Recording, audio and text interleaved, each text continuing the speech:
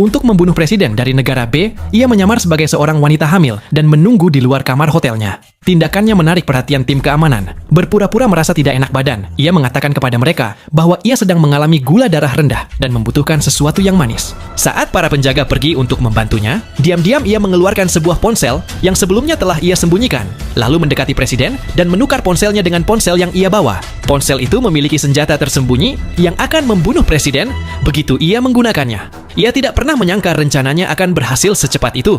Sebelum sempat meninggalkan hotel, presiden sudah tewas. Kepala keamanan segera memerintahkan semua pintu keluar untuk diblokir dan menginstruksikan timnya agar tidak membiarkan siapapun yang mencurigakan melarikan diri. Tepat ketika Lisa masuk ke dalam lift, seorang penjaga keamanan yang sedang menuju lantai 1 melihatnya. Karena ia satu-satunya wajah asing di hotel itu, kecurigaan langsung tertuju padanya. Tiba-tiba, Lisa mengambil langkah pertama, membuat pria itu terkejut. Sang penjaga dengan cepat mengeluarkan sebilah belati untuk melawan. Terjebak dalam perkelahian dengan penjaga itu, Lisa tidak bisa melarikan diri. Bahkan ketika lift mencapai lantai dasar, ia tidak sempat kabur dan terpaksa membiarkannya naik kembali. Saat itu, pertarungan mereka hampir berakhir. Perut palsu yang dipakainya berhasil melindunginya dari tusukan mematikan.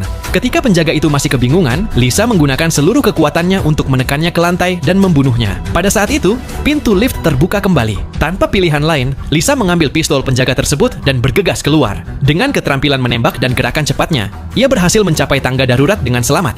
Pelariannya yang mulus hanya mungkin terjadi karena rekannya yang membimbingnya melalui telepon, memberi arahan secara langsung.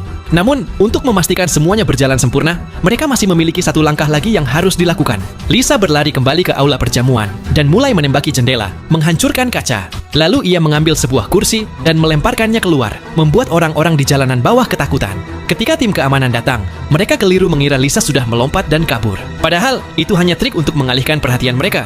Pada saat yang sama, Lisa sebenarnya berada di tangga darurat, sedang berganti pakaian. Ia melepas perut palsu dan kembali berdandan sebagai seorang pelayan. Lalu, dengan tenang, ia berjalan turun ke lantai dasar. Para penjaga yang dilewatinya tidak menaruh curiga sedikit pun, dan ia keluar melalui pintu depan tanpa masalah. Namun, Lisa tidak menurunkan kewaspadaannya. Sebagai seorang pembunuh terlatih, ia tetap waspada jika tim keamanan menyadari kebenarannya. Sesampainya di stasiun kereta bawah tanah, ia kembali berganti pakaian dengan cepat. Kali ini, ia tampil seperti seorang wanita modis, sangat berbeda dari penyamarannya sebelumnya. Namun, tepat pada saat itu, sesuatu yang tak terduga terjadi. Rekannya, yang membantunya dalam rencana pelarian, mengalami masalah.